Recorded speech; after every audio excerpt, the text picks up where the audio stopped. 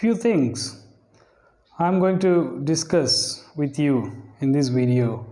I'm sure nobody has told these things ever to the learners. So before we go deeper into the discussion, Namaskar, I am Sitar Sam and I welcome you to my project Learn Sitar. As you know, I always emphasize most on the form and the technique, right? Because if you have the right form and right technique, your progress can be expedited. Your progress can be faster than usual with the proper technique and proper form. So I always give force on these two things. One is form and one is technique. So today I'm going to talk on two fundamental things with you. It may sound very basic, but it's very important, or you can say it's one of the important things if you wish to learn Sitar. The first thing is Mizrub. Mizrub, it's a three-dimensional iron structure, right? So this is Mizrub, three-dimensional iron structure, what we wear in the index finger of the striking hand, that is right hand mostly. In case of the left-handers, we wear it on the index finger of the left hand, but mostly Sitar players are right-handed so far I have seen. So this we wear on the right hand index finger, right? Three-dimensional iron structure, and this is called Mizrub, right? Yeah. So it's very important, it's most important, as I always say, the right hand is the basic hand because it creates the basic impact by striking the strings, right? So this is very much important to choose a right Mizrub for you. Which one is a right Mizrub? Okay. So the size, first the size. The size, I have seen many people wearing Mizrub where some part of their Mizrub get extended like this from the nail. From the top of the nail, some part of their Mizrab get extended. They put things extended, this one, like this. This is totally wrong.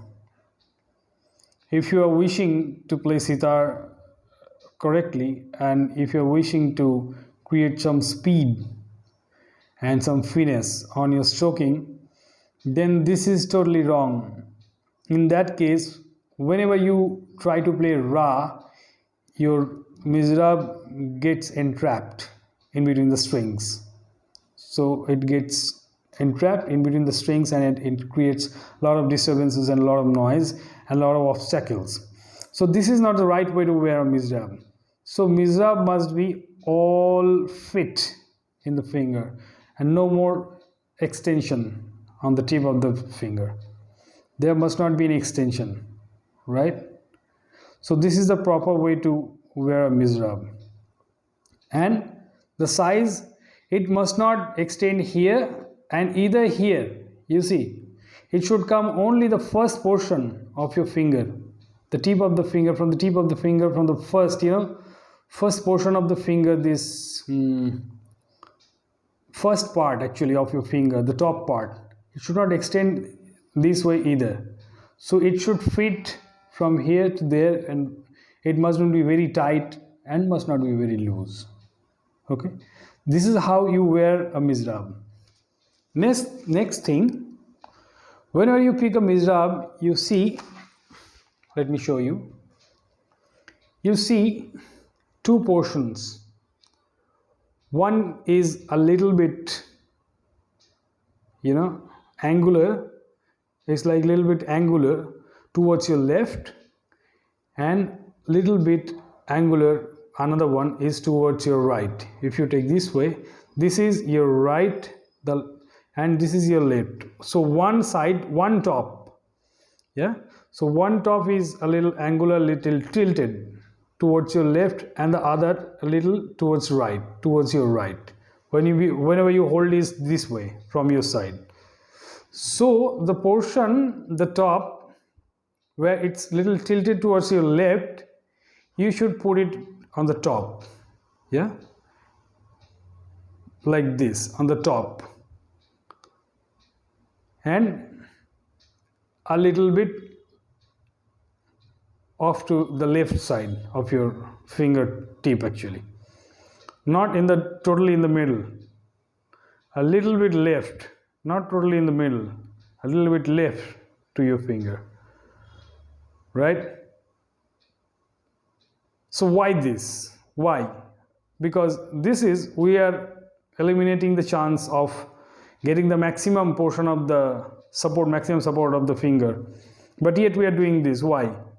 We could have done this, it's a better position, it seems, but no, this is the better position, because many people, they mix up the sitar fingering with the guitar fingering.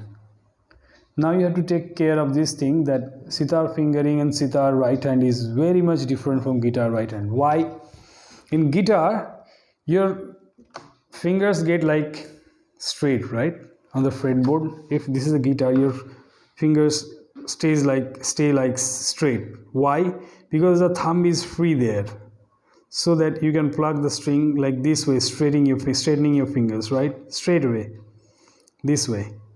But in case of sitar, you are fixing the finger on the last fret, the thumb, you're fixing the thumb, so automatically the positions become like this, diagonal, this way, diagonally, right? So if you place your thumb here, you can't stroke this way.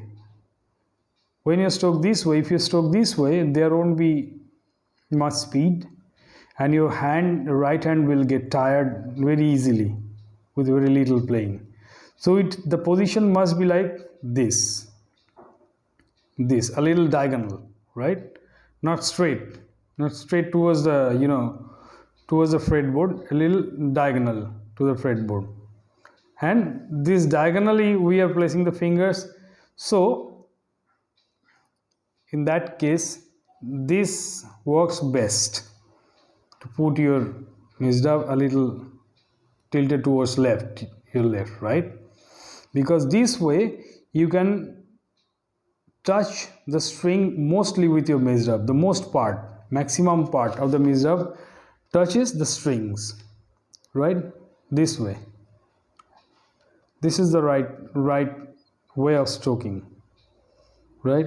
And if you do this, your finger won't get entrapped, the Mizrub won't get trapped between the strings, right? So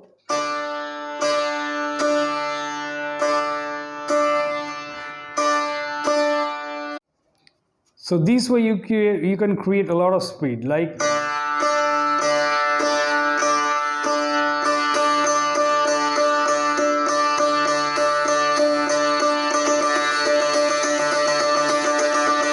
you see, I am stroking diagonally on the string, not straight like this, not like this. The moment you do this, your stroking gets weak, but this.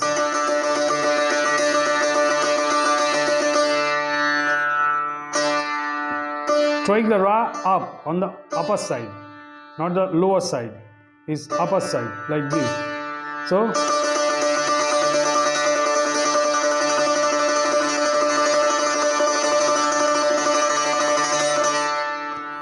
and many people have asked me that do some video on the speed. So this is the one and first and foremost fundamental if you want to increase your speed, because fundamentally, basically, you increase your speed with your right hand first, then left hand comes. Okay, so this is how you must use your Mizrub to make it work in its optimum, capacity, right? Next thing, left hand. I have seen the positioning of the string on your fingers are much deeper inside of the nail. So if this is your nail, this is the index fingernail of the left hand and the middle fingernail of the left hand. So you must try strings. When you are placing the strings, placing the finger on the strings, the string should not cross this much area. As much you can put it on top, not on just this top, but a little top, not very much in the bottom. So most you put it in the bottom, you get less power, you get less, the way of walking, how it works, it gets less effective. So your marks must be top of your finger, in the area of the nail. If the nail is that side, the other side, the positioning of the string must be like this and this first finger, second finger, index and the middle finger, so that whenever you are playing the left hand, you get most of the power, right? If you put it on top the string and not the bottom, you get most of the power, because then the power comes from the wrist, and when you put it in the bottom, power comes from here. So it's less power here, less strength here, more strength there. So we will always try to, both of the hands, we will always try to make our wrist work more than our fingers. Okay, so more you put it on top, tip of the finger, take that positioning to the tip of the finger, more you are able to create the speed. People ask me that you play such speedy tans and sapats, how is it possible? So this is the right form and technique if you want to increase speed.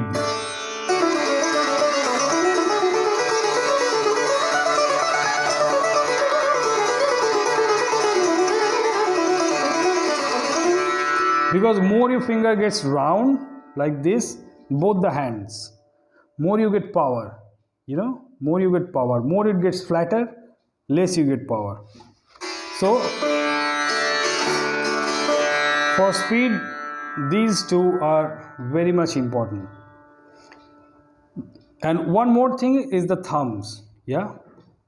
Thumbs, people I have seen, they press more on the thumb, both of the thumb, and that's why they get less power on their fingers. So thumb is just a support like this. It should be very free, both the fingers, both the hands. The thumb must be very free. This is just a support to play.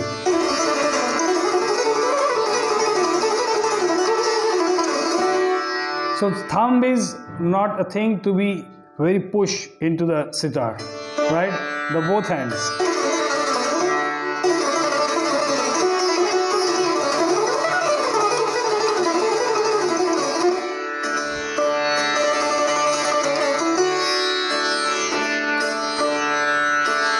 So these two are very much important, basic. These two are very much basic, but very important if you wish to progress. And if your form and technique is proper, right one you are following, then your progress is much faster. So for this video, this much. Just to let you know that I am conducting workshops through Zoom every weekend, Saturdays and Sundays, and I take not more than 10 people at a time. I just fulfill their queries, personal queries, and I interact one-on-one and as a group. So if you think that it will help you, just my number, WhatsApp number is given in the description box below. Please contact me, feel free to WhatsApp me. And if you have liked my video, if you are liking my videos, as I say end of each and every video, that please subscribe to my channel Devasaman on YouTube and ring the bell button so that you get the first notification whenever I put my next video. whenever I upload my next video. So till then, till the next video, this much for now, and see you in the next video. Namaskar.